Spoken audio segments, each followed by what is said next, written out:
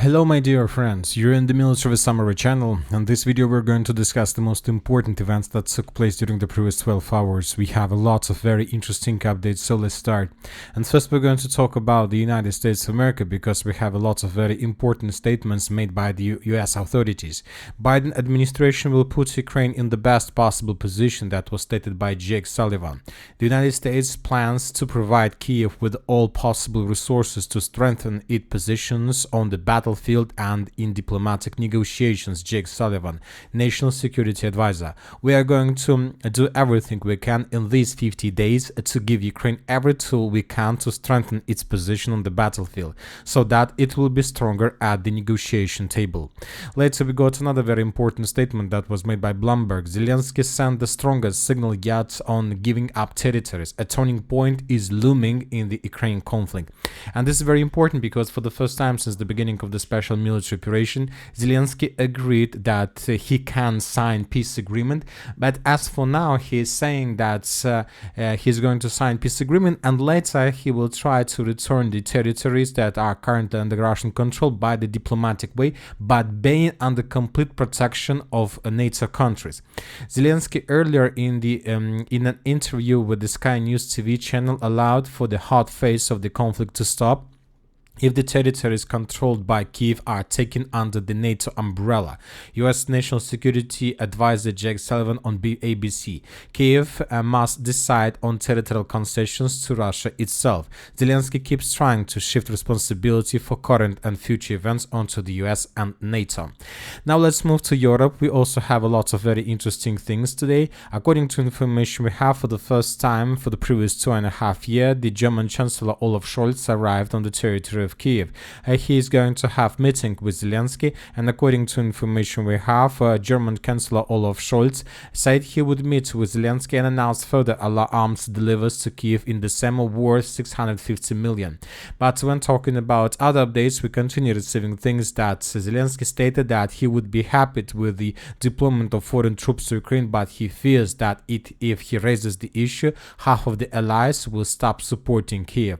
Furthermore, we have report that the armed forces of Ukraine do not have the strength to forcibly return all the territories occupied by Russian Federation. Therefore, we'll do it through diplomatic means. So as you can see, we can see right now the draft of the Western Peace Agreement. And the Western Peace Agreement is the freezing of the conflict. Ukraine is getting under the NATO umbrella.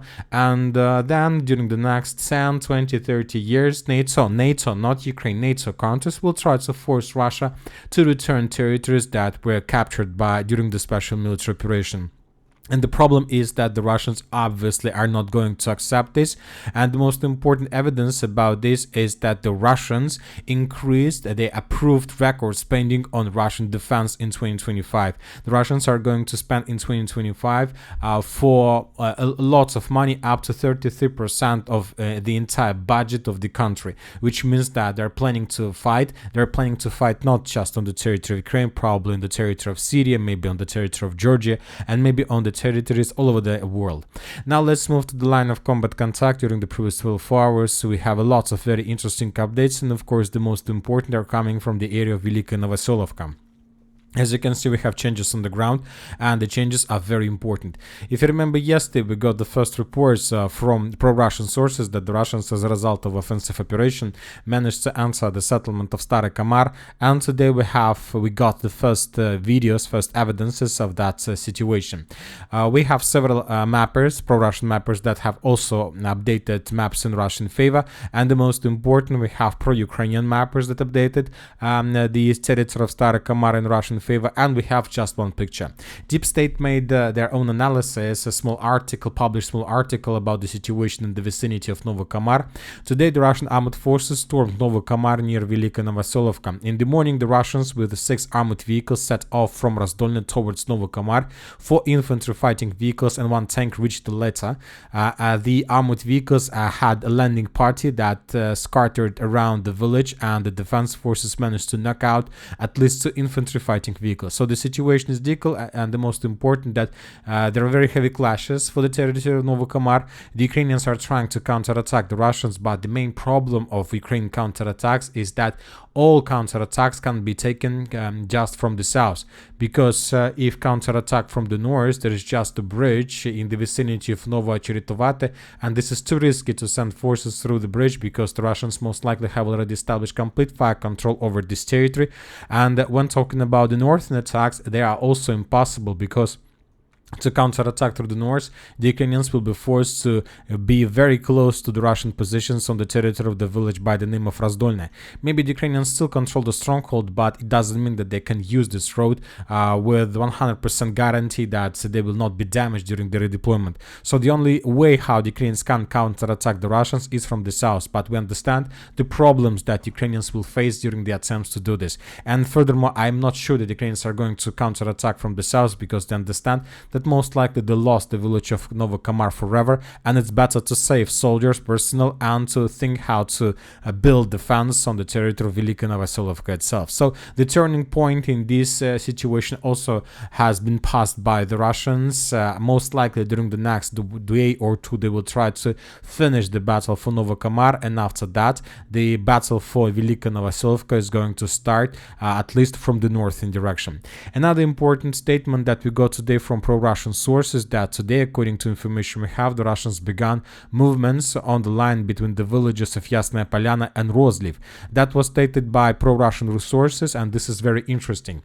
If you remember, during the previous week, the Russians were improving their positions to the north of Yasnaya Polyana. I believe that the map doesn't show the real picture. I believe that currently the Russians have already, by the morning of the 2nd of December, managed to improve their positions at least until the village of Razdolne, so everything along this red line is already under complete Russian control, and today the Russians began pushing in the northern direction, with the purpose to attract Ukrainian forces and to pin them down and to make them focused on the protection of this line. Because if the Russians somehow, as a result of fast lightning attack, as a result of just a pure luck, are able to enter to the village of Rozliv, this is going to be the end, not just for Kurakhova, Velyka Novosilka, but for the entire South Donetsk direction. So the next 2 days are going to be very difficult for the Ukrainians, because they're going to be decisive, and obviously somewhere by the 15th of December we will see completely different picture in this area. Now let's go to the city of Kurakhova itself. Today we got additional changes on the ground, according to pro-Ukrainian sources. As a result of offensive operation, the Russians managed to take under control additional block, and they reached the outskirts of the Yuzhny micro district. So we understand that this is a very important position for the Russians.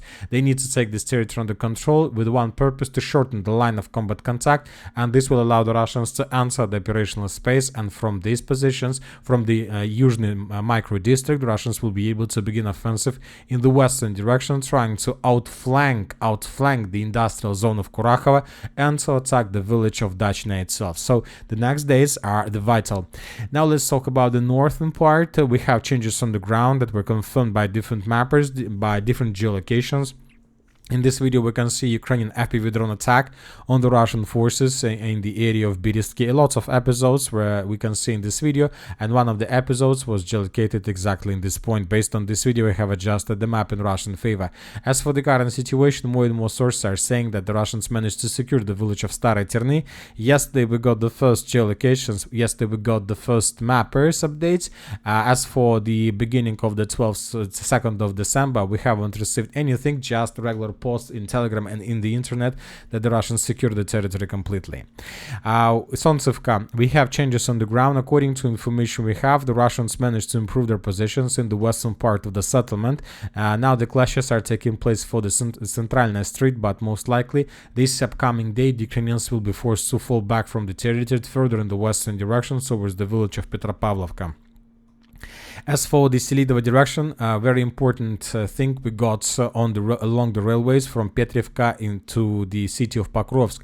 The Ukrainians, trying to slow the Russians at least a little bit, destroyed the bridge and probably the stronghold that used to be under control, but under the Russian pressure, the Ukrainians were forced to fall back, and they decided to destroy the bridge and not to allow the Russians to move so fast in the northern direction. So we see that the Ukrainians realize and understand that most likely the Russians are going to attack in this area, area, so that's why they're trying to do everything they can with the purpose to slow the Russians down.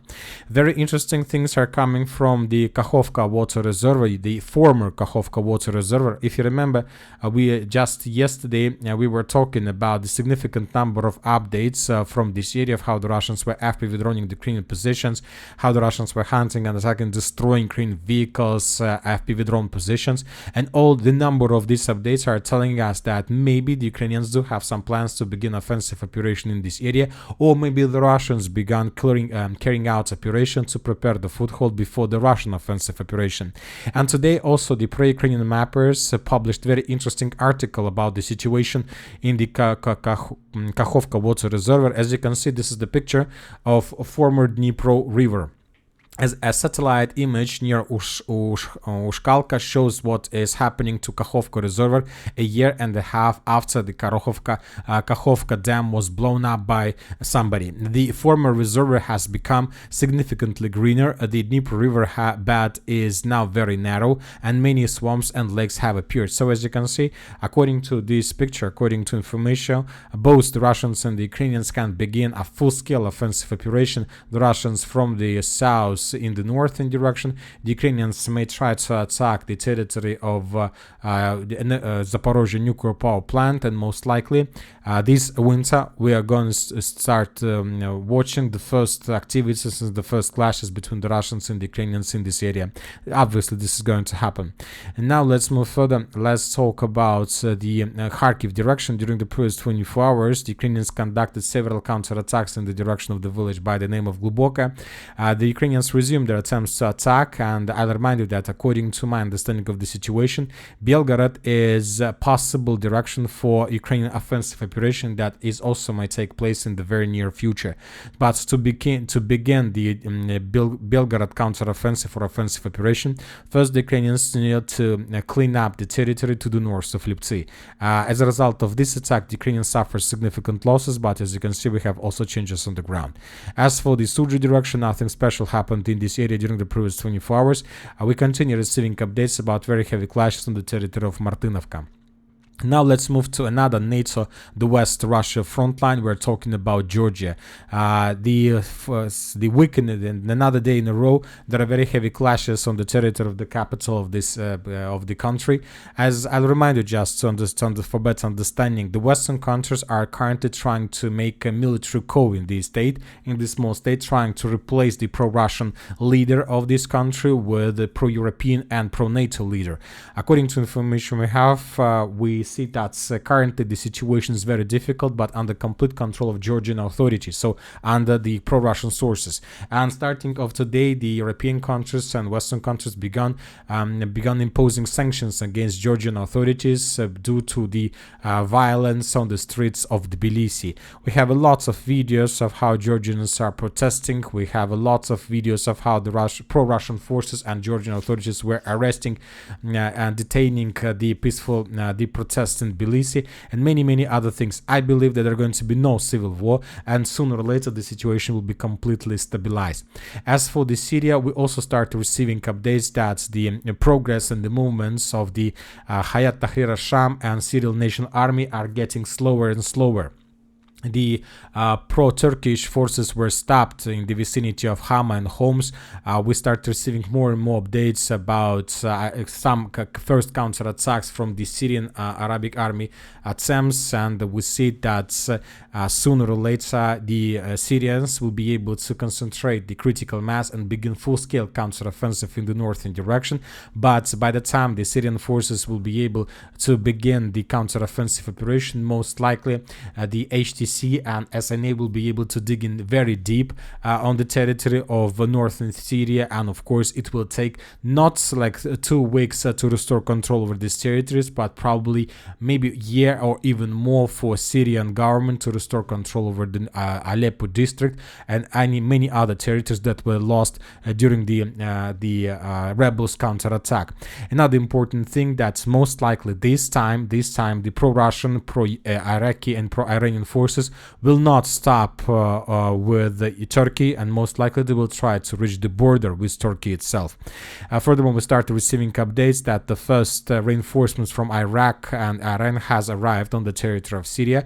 So obviously another 2 weeks will take time for regrouping and gathering forces, and after that the beginning of counteroffensive we might wait. And that's it for the short video. Military Summary channel reminds we condemn any violence in the world. Thank you for watching. Subscribe to my channel, put your likes, share my Patreon, and have a good day. Bye bye.